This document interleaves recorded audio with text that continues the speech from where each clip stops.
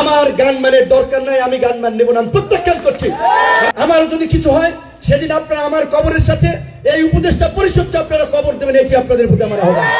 2018 সালের 30শে জুন লাইব্রেরির সামনে আমরা 2018 সালের কোটা সংস্কার আন্দোলনের প্রজ্ঞাপনের দাবিতে একটি সংবাদ সম্মেলন আয়োজন করেছিলাম। সেদিনও বিশ্ববিদ্যালয় বন্ধ ছিল, সম্ভবত শনিবার। আমাদের উপরে কি হামলা হয়েছে আপনারা দেখেছেন, কিভাবে হিংস্র জন্তু জানোয়ারের মতো ছাত্রলীগের দুর্বৃত্তরা হামলে পড়েছিল। 22শে ডিসেম্বরও ছিল শনিবার, একইভাবে আমাদের উপরে সেদিন বর্বরোচিত আক্রমণ করেছিল। তো আমরা 2018 সালে কেন হামলার শিকার হয়েছিলাম?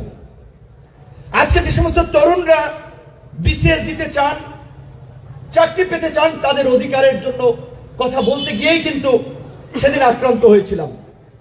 একইভাবে 2019 সালের 22শে ডিসেম্বর কিংবা তার পূর্বে 6 অক্টোবর রাত কিংবা পরবর্তী সকাল 7ই অক্টোবর বুয়েটের মেধাবী ছাত্র আবরার ফাহাদের মৃত্যুকে কেন্দ্র করেও বুয়েটের ছাত্ররা যখন কথা বলতে সাহস পাচ্ছিল না, সেই সময় আমরা ঢাকা বিশ্ববিদ্যালয় থেকে ডাকসুর নেতৃবৃন্দ, শামসুন্নাহার হলের নেতৃবৃন্দ, সুফিয়া কামাল হলের নেতৃবৃন্দ, এরকম কয়েকজন তরুণ যারা প্রতিবাদী কোটা সংস্কার আন্দোলনের মধ্যে দিয়ে যারা রাজনীতিতে কিছুটা সরব হয়েছিল, তাদেরকে নিয়ে আবরার ফাহাদের হত্যার প্রতিবাদ করেছিলাম।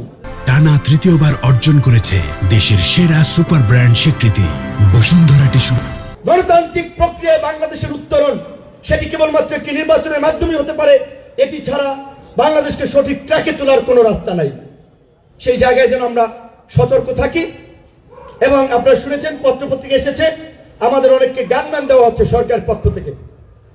যে এই সরকারের আইন শৃঙ্খলা বাহিনী প্রকাশ্যে পোশাক পরিহিত অবস্থায় অফিসের সামনে পিটিয়ে মারে, সেই বিচার না হওয়া পর্যন্ত ওই সরকারের গান দিয়ে নিরাপত্তা দেওয়ার উপরে থু মারে।